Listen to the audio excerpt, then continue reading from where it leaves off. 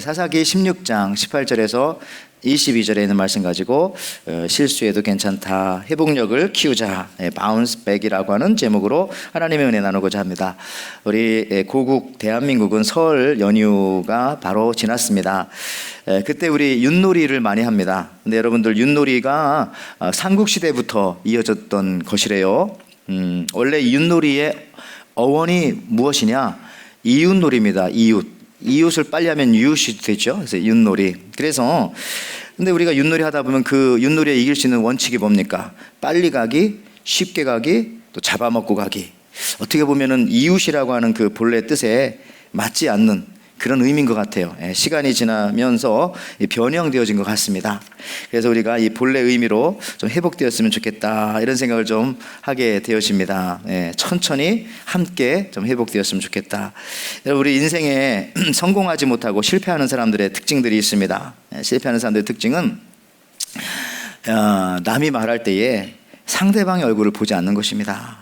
여러분 한번, 저도 살펴보고 있는데 딴정을 부리는 것입니다. 핸드폰을 보는 것입니다. 여러분들, 사람이 서로 얼굴을 8초만 쳐다보고 있으면요, 사랑에 빠진다고 합니다. 그런데 그 8초를 보는 것이 그렇게 힘들대요. 아무 이유 없이 8초를 보는 것이 너무 웃기대요. 한 5초 정도 되면 웃음이 나와서 못 보고 있고, 하여튼 못 본대요. 8초만 넘어가면 사랑은 납니다. 여러분들, 서로 얼굴을 보면서 그렇게 이해하게 하고 대화해야 합니다. 그게 아무것도 아닌 것 같지만 그게 바로 성공의 지름길이 되는 것입니다. 그렇다고 너무 긴장하지 마십시오. 어떤 여집사님이 있었어요. 안 믿는 남편이 있는데 퇴근해서 집에 들어오면 맨날 핸드폰만 가지고 놉니다. 사랑의 섬김도 없고 대화도 없고. 그래서 아내가 하도 속이 상해가지고 이 남편에게, 여보, 내가 당신의 핸드폰이었으면 참 좋겠어요. 그러면 하루 종일 당신의 관심을 받을 텐데요. 그랬더니 남편이 한참 있다가 하는 말이, 나도 당신이 내 핸드폰이었으면 좋겠어. 그래야 2년마다 바꿀 수 있지.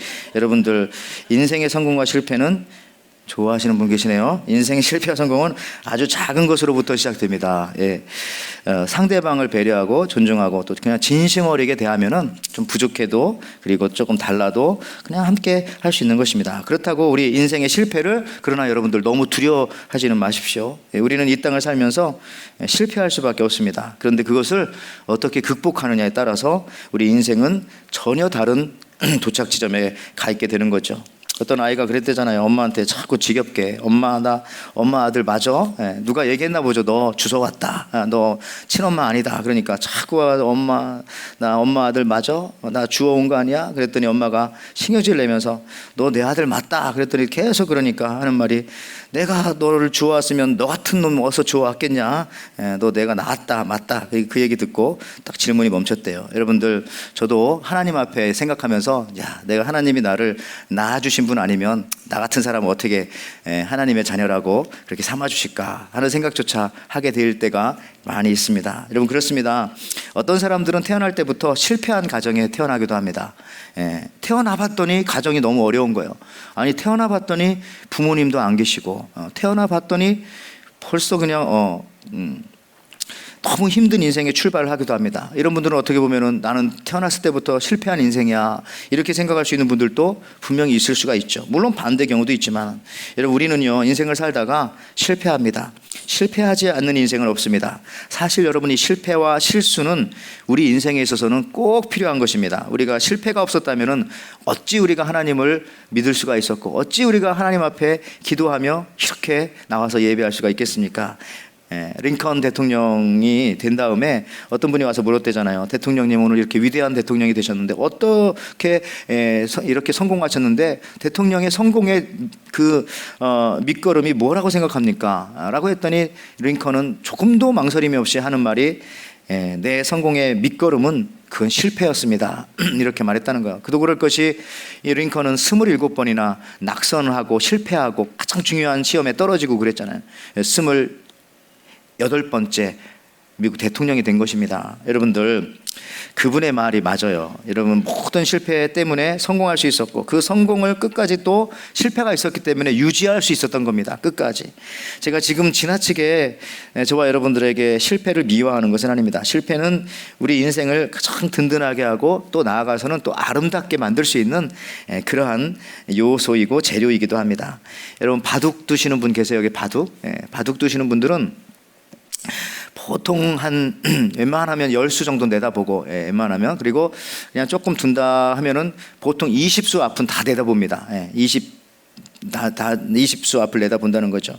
그리고요, 웬만한 프로라고 하는 프로 기사들은 솔직히 말해서 바둑판 없이도 둘이 바둑을 둘 수가 있는 거예요. 바둑판 없이도. 복귀가 가능한 거잖아요. 가능하대요. 여러분, 우리 한국의 그 유명한 바둑 이창호 구단은요, 본인 말하기를 나는 100수 앞을 내다본다고 합니다. 100수. 몇 년 전에 그 구글이 지원하고 이세돌 하고 인공지능 알파고가 바둑을 둔 적이 있었습니다. 5번을 다 두었는데 5번 알파고가 다 이길 줄 알았어요. 왜냐하면 뭐 상대가 안 되니까 3번까지. 그런데 4번째 이세돌이 이기고, 물론 5번 졌지만 4대1로 패했지만, 그래도 놀라운 것은 이세돌이 한 번 인공지능을 이겼다는 것입니다. 그 이후로는 누구도 인공지능 컴퓨터와 바둑을 둬서 이길 수가 없어요. 또 체스 같은 걸 둬서 이길 수가 없습니다. 알파고의 경우는 30초에 2억 번의 수읽기를 할 수 있다고 합니다. 2억 번에. 이게 뭐 인간하고 상대가 되겠어요. 그런데 어떻게 이 이세돌이 이겼는가? 본인 말로는 그때 내가 특별한 수를 두었다고 합니다. 특별한 수. 그래서 그거 극적으로 알파고를 이겼다고 하는데, 그 특별한 수가 뭔지 아세요? 맞추시는 분. 특별한 수. 자, 알면 말하지 말고 모르면 말해보세요. 아시는 분이 계셔가지고.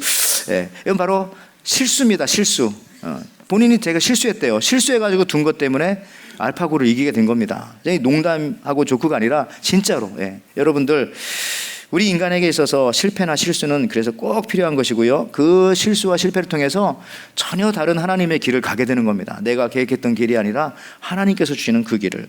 여러분들, 올해 2020년도 한 해를 살아가면서 분명히 실패하는 부분이 있을 것입니다. 또 실수할 때가 분명히 있을 겁니다. 그렇지 않다면 우리가 완벽한 사람이라면 하나님을 안 믿게 되기 때문에 그것도 안 돼요. 우리 실수하고 실패합니다.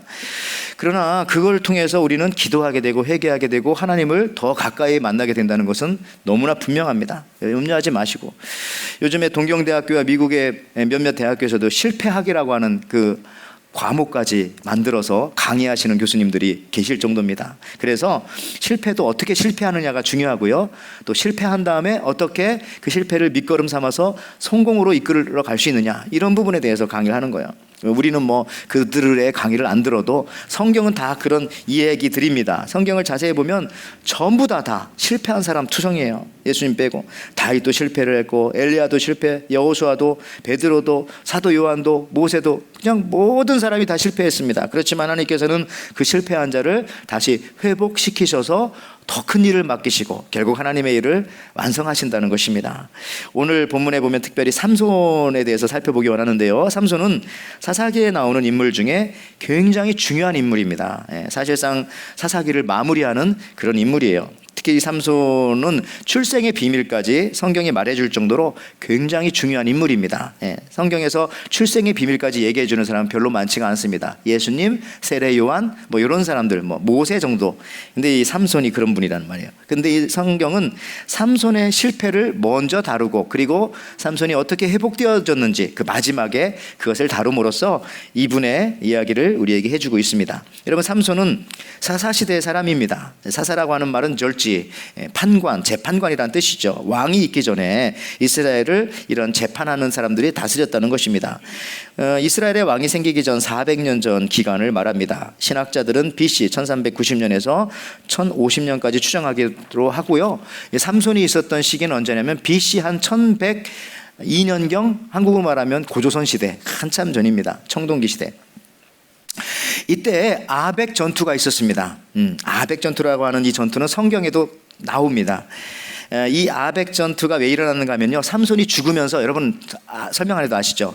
이 다곤 신당에, 다곤이라고 하는 신은 물고기 신입니다. 그 물고기 신당을 기둥을 탁 밀어뜨려 가지고 이게 무너지니까 사람들이 많이 죽었단 말이죠. 블레셋 사람들이. 그래서 이 블레셋 사람들이 여기에 또 이 반항하여서 전투를 벌인 것이 이 아벡 전투입니다. 이 아벡 전투는 뭐냐?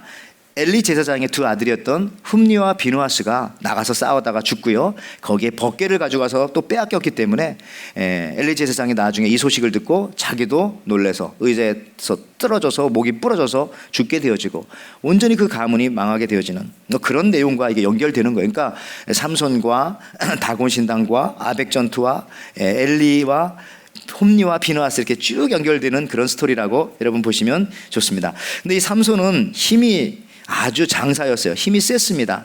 사람들이 그를 밧줄로 묶어 메어도 그는 그 줄을 불에 탄 삼줄처럼 거미줄처럼 끊어버리고요.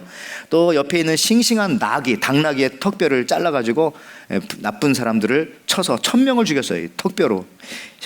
삼손이 힘이 센지 턱뼈가 힘이 센지 모르겠지만 이렇게. 그 다음에 사자가 달려들 때 염소 새끼 찢듯이 입을 아가리라고 하죠. 찢어가지고 그렇게 죽이고. 그 다음에 한 번은 삼손이 이 블레셋 도시 중에 큰 도시인 가자, 지금도 가자가 있어요. 그 도시에 들어가서 한 창녀의 집에 들어가게 되었습니다. 원래 들어가면 안 돼. 하나님의 나실인이니까. 근데 들어갔어요. 힘이 세니까. 이 소식을 듣고 블레셋 사람들이 모여서 자, 삼손이 밤새 또 여자랑 이렇게 있다가 뭐 힘이 빠지면 우리 새벽에 삼손을 공격하자 하고 그 집을 딱 포위하고 있었어요. 그런데 삼손이 어떻게 됐냐면 새벽에 일어나가지고 늦도록 누워있다가 밤중에 일어나가지고 그 사람들을 다 치고 성문 문짝과 문짝이 붙어있는 기둥을 빗장째 뽑아가지고 밑에 뿌리채 뽑아가지고 등에다 메고 그것을 저기 앞산 헤브론산에다가 꼭대기에다 갖다 놓은 겁니다. 말하자면 저기 와이키키 호텔의 큰 문과 기둥을 뽑아가지고 저기 우리 뒷산 저기 보이는 저 꼭대기에다 갖다 놓은 거예요. 힘이 장사니까 이게 참 이걸 보고서 힘을 너무 과용하는구나. 그래서요, 여러분 이처럼 삼손의 실패의 원인이 뭐냐면 쓸데없는 싸움을 너무 많이 한 겁니다. 쓸데없는 싸움을. 힘이 세니까. 그리고 힘을 주셨는데 쓸데없는 곳에 힘을 너무너무 많이 쓴 것입니다. 하나님께서 삼손에게 힘을 주셨을 때는 내 백성을 구원하라고, 이스라엘 백성을 지키라고 준 힘인데 그 힘을 엉뚱한 데 사용하니까 결국 그 힘 때문에 한 번은 또 장난을 또 잘 쳐. 힘이 세니까 여우를 붙잡아다가 꼬리에다가 횃불을 묶어가지고 밀밭 있잖아요. 추수할 때가 다 된 금방 불만 붙으면 확 타는 거기다 여우를 다 풀어놔가지고 온 밀밭이 다 불나게 만들고 그러면은 자기도 못 먹고 남도 못 먹고 뭐 이렇게 장난을 치는 겁니다. 힘이 세니까. 여러분들 오늘 말씀의 중요한 포인트는 그런데 삼손이 이렇게 실수를 하고 정말 보기 싫잖아요. 그랬을지라도 하나님께서 삼손의 실패를 회복시켜 주셨다는 겁니다. 나중에 회개하는 기한도 주시죠. 하나님께서 그 이유는 삼손을 선택하셨기 때문에 그래서 끝까지 책임져서 다시 회복시키시는 겁니다. 물론 제가 죄를 약하게 얘기하는 게 아니에요. 결국은 그 죄의 값 때문에 눈도 뽑히고 여러 가지 어려운 일도 있었지만 그래도 마지막에 삼손이 회개하며 하나님 앞에 한 번만 나를 살려주시고 한 번만 나를 도우셔서 라고 할 때 그렇게 회개 기도를 할 때 하나님께서 삼손을 다시 회복시켜 주셨죠. 여러분들 그 바운스백이라고 하는 단어를 아십니까? 그 바운스백이라고 하는 책에 보면은 이런 글이 있어요. 유리하고 진흙하고 공을 바닥에 딱 던지면은 유리 그릇을 바닥에 던지면 어떻게 됩니까? 깨져버리죠. 진흙을 바닥에 던지면 어떻게 됩니까? 바닥에 탁 붙어버리죠. 근데 공을 바닥에 던지면 탁 튀어오르죠. 그 튀어오르는 것이 바로 바운스백인데 여러분들 우리 인생도 마찬가지라는 거예요. 어떤 실수와 실패 그 문제에 내가 부딪혔을 때 유리병처럼 깨져서 산산조각 나는 사람도 있는가 하면은 인생을 다 포기해버리는 사람이 있는가 하면은 진흙처럼 그 실수와 실패에 딱 붙어가지고 평생토록 그것을 묵상하며 사는 사람이 있는가 하면은 공처럼 그 실수와 실패를 탁 딛고 일어나서 더 훌륭하게 쓰임받는 그런 사람이 있다는 겁니다. 그래서 우리도 이 공처럼 바운스 백 해야 된다. 오늘 바로 이 삼손을 하나님께서 그렇게 해주셨다는 거예요. 여러분 우리가 살아가는 시대가 위기 시대라고 하잖아요. 실직, 취업난, 정리해고, 사업 실패, 경제 위기 뭐 여러 가지 우리 인생은 세 보면 실패할 것도 많고 실패한 것도 많고 실수도 많고 그러나 그게 중요한 것이 아니라 그것은 언제나 우리 주위에 있는 겁니다. 그것을 우리가 어떻게 극복하고 일어나느냐에 따라서 전혀 다른 삶을 살게 된다는 거죠. 이 책에 보면은 하버드 대학을 졸업한 70명이라네 268명을 70년 동안 추적한 연구조사가 있어요.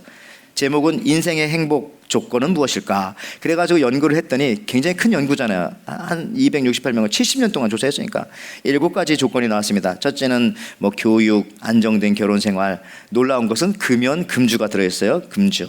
그 다음에 운동, 그 다음에 알맞은 체중, 마지막 하나가 뭐냐면 바로 이겁니다. 예, 고통을 당할 때 그 실패에 대해서 대응하는 회복력, 회복력, 어떻게 회복하느냐, 이것이 바로 그 사람의 성공의 행복의 지름길이었다라는 사실들 얘기하고 있습니다. 여러분들, 오늘 성경 본문에 보면 삼손이 실패했어요. 그럼에도 불구하고 하나님께서 그를 회복시키신다는 겁니다. 어떤 면에서 삼손 자신이 사실 노력을 많이는 못했지만 자신도 모르는 사이에 하나님의 은혜를 입었다고 하죠. 하나님께서 이 삼손을 서서히 회복시켜가고 있었던 것입니다. 회복이라는 그 자체가 바로 하나님이란 뜻이에요. 회복력이라는 자체가 하나님의 능력이란 뜻입니다. 사사기 16장 오늘 읽은 21절 22절에 보니까, 그래서 블레셋 사람들이 그를 붙잡아 그의 눈을 빼고 끌고 가사에 내려가 노줄로 매고 그에게 옥에서 맷돌을 돌리게 하였더라. 자, 그의 머리털이 밀린 후에 다시 자라기 시작하니라. 자, 이 뒷부분이 참, 그 머리털이 밀린 후에 다시 자라기 시작하니라. 지금 삼손이 회복되어져 가고 있다. 하나님께서 작업하시는 그 모습을 살짝 이렇게 성경 기자가 써놓은 겁니다. 여기 의미가 있어요. 머리털이 자란다는 것은요, 내가 잘 인식하지 못한다는 그런 의미가 있습니다. 하나님께서 약속하신 자기 약속의 자녀들을 회복시킬 때 머리털이 자라는 것처럼 우리를 회복시켜 주신다는 것입니다. 여러분들 중에 머리털 자라는 거 이렇게 느끼는 사람 있어요? 혹시 나 오늘 머리털이 막 자라고 있어. 그걸 느끼면 우리가 살 수 있겠어요? 그런 사람들은 병명이 이런 겁니다. 신경과민. 병원 정신과에 가봐야 돼. 진짜 그걸 어떻게 느낍니까?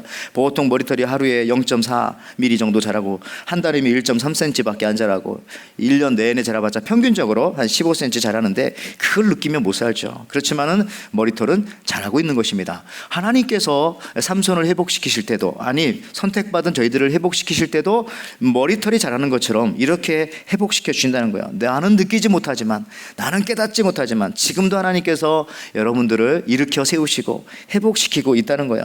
우리가 이발소에 가서 머리를 아줌마가 이상하게 잘라 놓아도 거기서 물론 화는 나지만은 그 이발소에 불을 지르고 뭐 이발소를 유리를 깨쳐 뒤집어 놓고 그러지 않는 이유는, 신경질 나고 하지만은 다음엔 다시 하나 하면서 나오는 이유는 이게 머리털이 그래도 한 달 있으면은 한 2, 3주 있으면 또 회복되기 때문에, 그래서 그냥 나오는 거예요. 회복되지 않는다면은 난리 나는 것이죠. 여러분들, 이처럼 하나님께서 주시는 회복은 내가 알지 못하는 사이에, 그리고 전혀 예상치도 못했던 사람들을 통해서 이루어지기도 하는데 그런 것이 대부분이라는 겁니다. 예배를 드리다가 회복되어집니다. 전도하다가 회복되어집니다. 여기 찬양하다가, 악기를 연주하다가 회복되어집니다. 교회를 오다가 회복되어집니다. 예배 마치고 설교 시간에는 전혀 은혜를 받지는 않았지만 가다가 갑자기 딱 깨달음이 있어가지고 회복되어지는 경우도 많이 있습니다. 그런 일이 있습니다.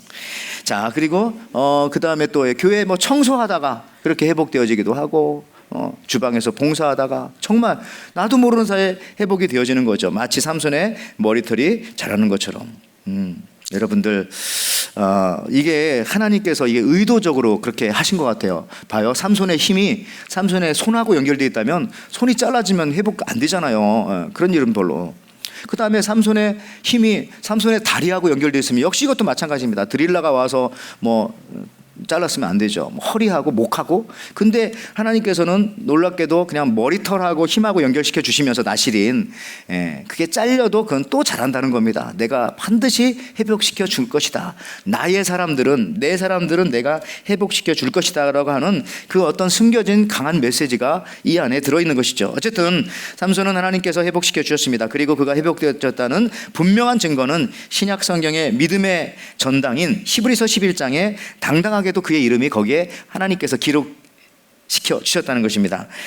히브리서 11장 32절 보십시오. 내가 무슨 말을 더하리요? 기드온, 바락, 삼손, 입다, 다윗 및 사무엘과 선지자들의 일을 말하려면 내게 시간이 부족하리로다 라고 하면서 비록 실패한 듯 했지만 그가 회복되어졌다고 하는 증거를 여기에 삼손의 이름을 이 믿음의 전당에 기록해 놓고 있는 겁니다. 그래서 다윗과 사무엘과 같이 어깨를 나란히 할 수 있도록 하나님께서 그렇게 회복시켜 주셨다는 것입니다. 여러분들, 이 믿음의 전당이 히브리서 11장이잖아요. 명예의 전당이란 말 많이 들어보셨죠? 특히 스포츠 선수들한테는 그런 명예의 전당이 있어요. 특별히 우리 한국 사람들은 박세리 때문에 이 명예의 전당이라고 하는 단어가 탁 익숙해졌는데, 미국 여자 골프 LPGA의 그 명예의 전당에 4명의 이름이 기록되어져 있습니다. 첫째는 아이니카 소란스탐, 두 번째는 캐리 웹이라고 하는 사람, 세 번째는 바로 우리의 누나 박세리, 그리고 또 한 명 한국 사람 박인비. 그렇게 4명이 딱 되어져 있는 거예요. 여러분들, 얼마나 멋있습니까?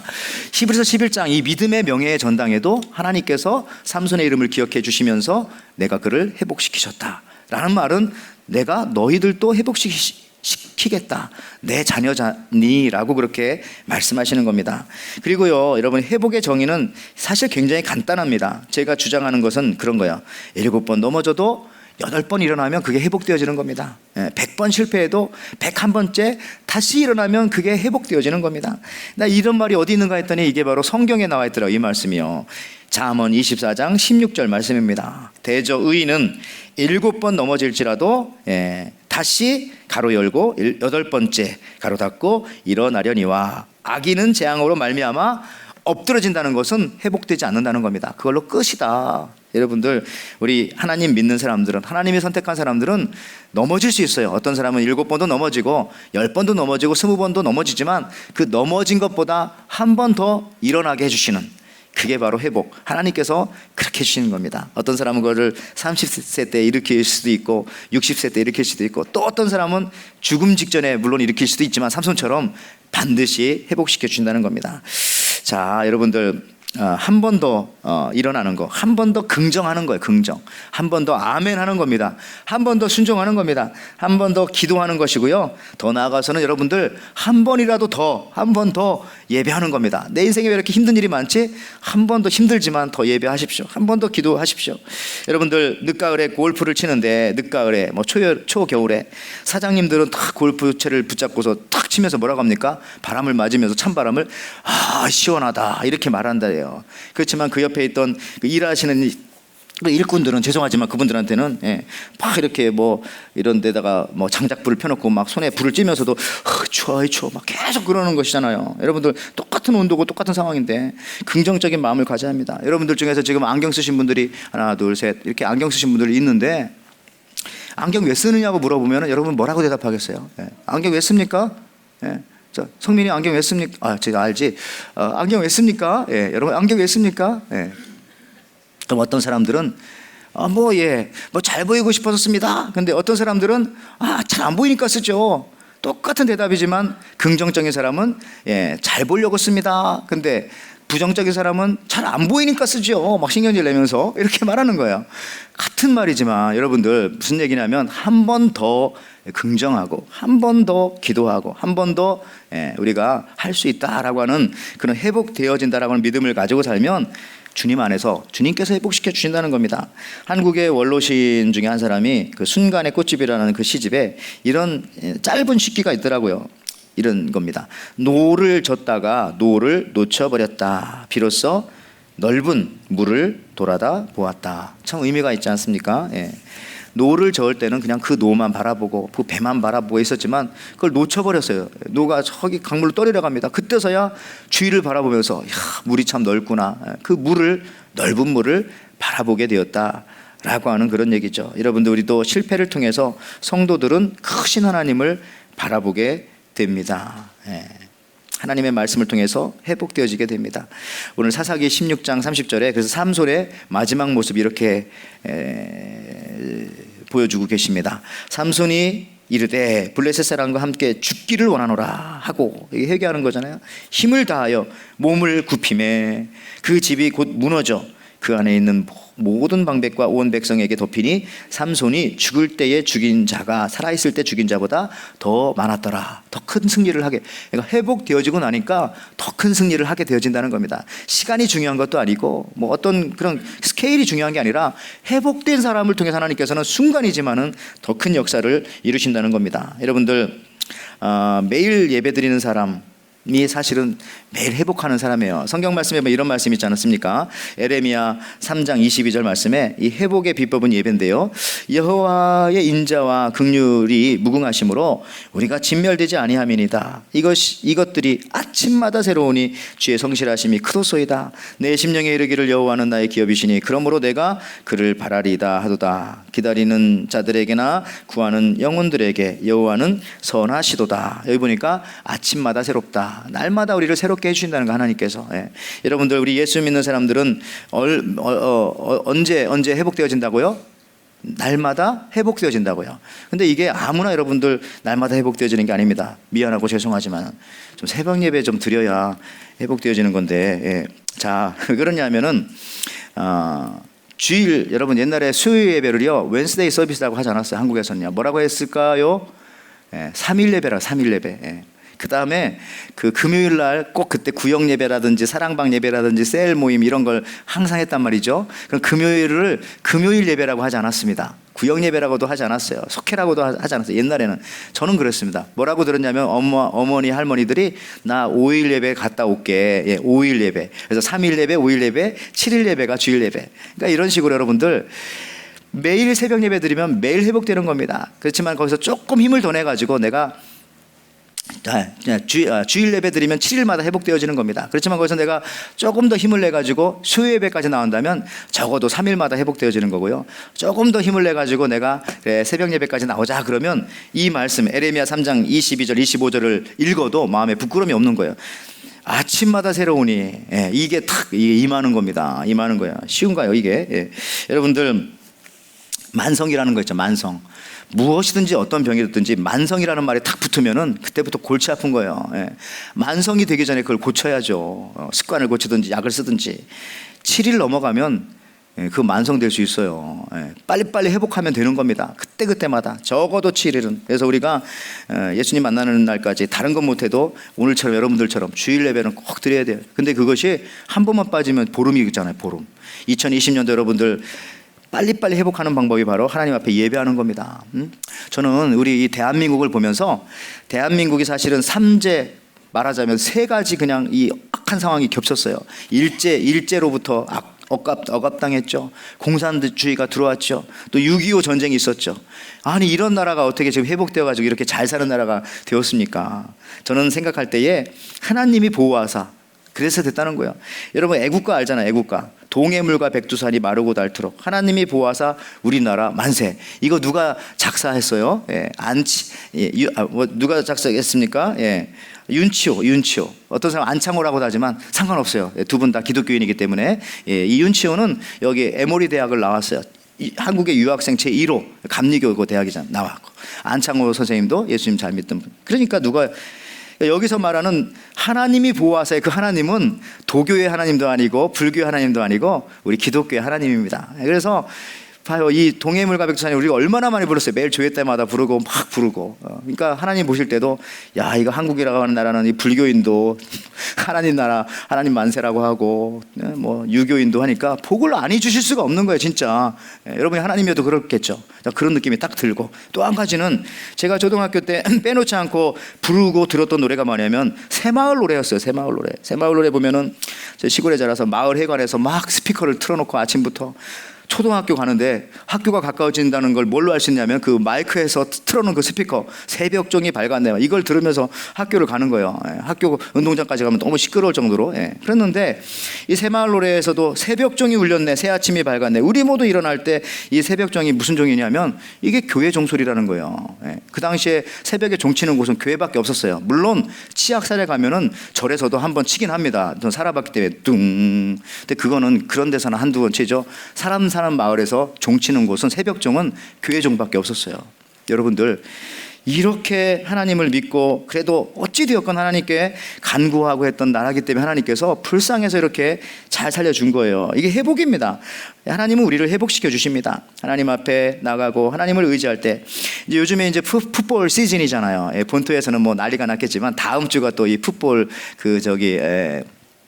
슈퍼볼이 있다고 하네요. 근데 2월 2일 교회는 꼭 나오시기 바랍니다. 그런데 하와이는 괜찮아요. 시차가 이게 틀려가지고. 그런데 여러분들 참 재밌는 것은 아이들은 이 풋볼 좋아하는데 우리 한국 어른들은 잘 안 좋아하는 이유가 이 규칙, 룰을 잘 모르기 때문에. 굉장히 간단하지 않았습니까?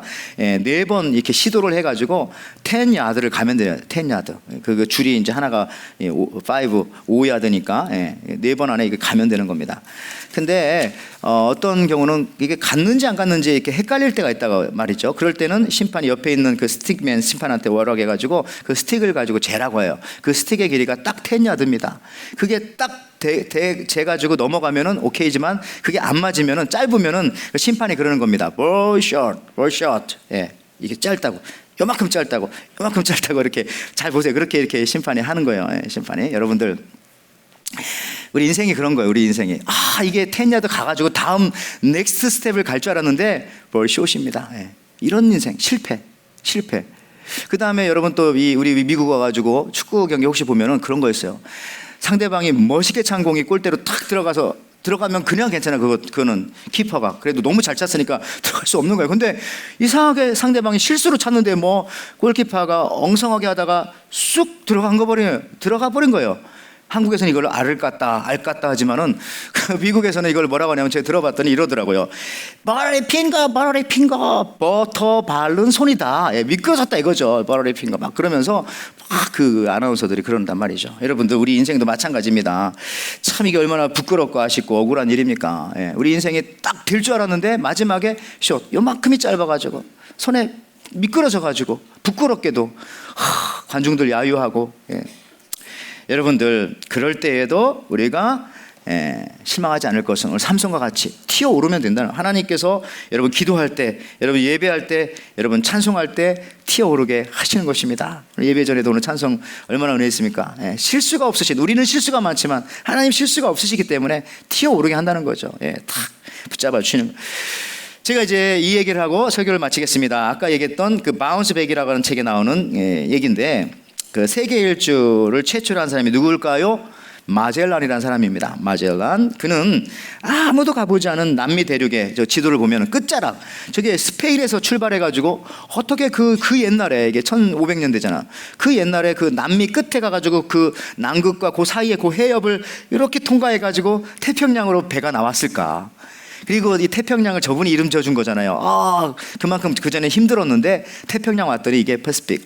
잔잔하고 평화롭구나. 그래가지고 이렇게 지어준 건데, 그렇게 해가지고 이렇게 지구를 돌아서 다시 또 스페인까지 가게 된 것입니다. 여러분들, 이 콜럼버스와 마젤란, 콜럼버스 항해와는 비교가 되잖아요. 신대륙을 발견했던 콜럼버스는 2달밖에는 여행을 하지 않았어요. 유럽에서 여기 미국 여기까지. 그리고 배도 굉장히 크고 함대도 많았습니다.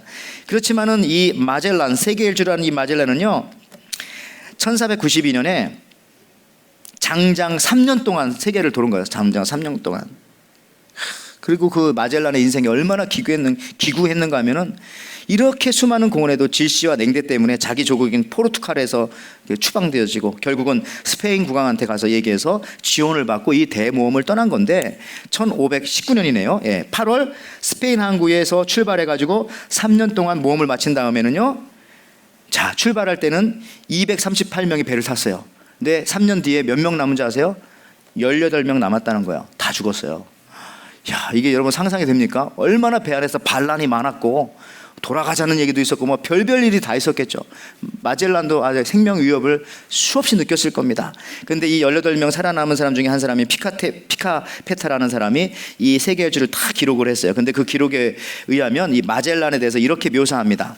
함장은 우리 가운데 누구보다 허기를 잘 견뎌냈으며 어떤 선원보다도 뛰어난 항해술을 가지고 있었다. 하지만 마젤란 함장이 지니고 있는 장점 중 가장 뛰어난 것은 그런 것들이 아니라 역경에 굴하지 않는 자세였다. 회복되었잖아요. 바운스 백 했다는 거죠. 탁 힘들어도 또 올라가고 힘들어도 또 올라가고. 이 힘이 있었다는 거죠. 그러면서 이 바운스백 책에서 이렇게 말합니다. 최고의 CEO인 잭 웰치, GE의 제너럴 일렉트릭의 뭐 회장, 이분은 정말 놀랍더라고요. 저도 몰랐는데 옛날 회사를 이분이 맡은 다음에 얼마나 성장시킨지 아세요? 100%가 아닙니다. 200%가 아닙니다. 4000%를 성장시킨 거예요. 저도 이게 놀라워가지고. 근데 이분도 똑같은 얘기합니다. 실패와 역경에 굴하지 않는 자세를 리더의 가장 중요한 기준으로 보았고, 이유는 실패해도 바운스 백하여 차이를 만들기 때문이다 라고 했습니다. 여러분들, 그래서 우리 이게 하나님한테 다 배운 거예요. 성경을 아니까. 하나님 말씀도 다 실패한 사람 다시 튕겨가지고 하나님께서 더 크게 사용하는 그런 모습들 보게 되어집니다. 오늘 삼손도 그렇습니다. 실수했어요. 실패를 했어요. 자신의 힘으로는 도저히 회복되어질 수 없었습니다. 머리카락이 잘려서 힘이 하나도 없고 두 눈은 뽑히고 그 모습이 처참하기 이를 데가 없었습니다. 그러나 이런 인생의 막다른 골목에서도 하나님은 그를 다시 회복시키고 계셨던 겁니다. 그가 알지 못했어도 그의 머리털이 밀린 후 다시 자라기 시작하니라. 다시 바운스백하게 해주신 것입니다. 여러분, 이 믿음으로요, 저나 여러분들 조금 실수했어도 조금 실패했어도 우리가 걱정하지 마십시오. 그리고 앞으로 2020년도도 그런 일들은 비일비재가 있을 겁니다. 그냥 하나님 앞에 모든 것을 믿고 맡기고 예배하고 아멘 긍정적으로 살아가게 된다면은 여러분들, 하나님께서 우리의 실패와 실수를 통해서 더 큰 사역들을 감당해 주실 줄 믿습니다. 그렇게 되어지시고 회복되어지시는 저와 여러분들, 또 큰 사역을 감당하시는 우리 귀한 성도님들 되시기를 주님의 이름으로 축원을 드립니다. 아멘.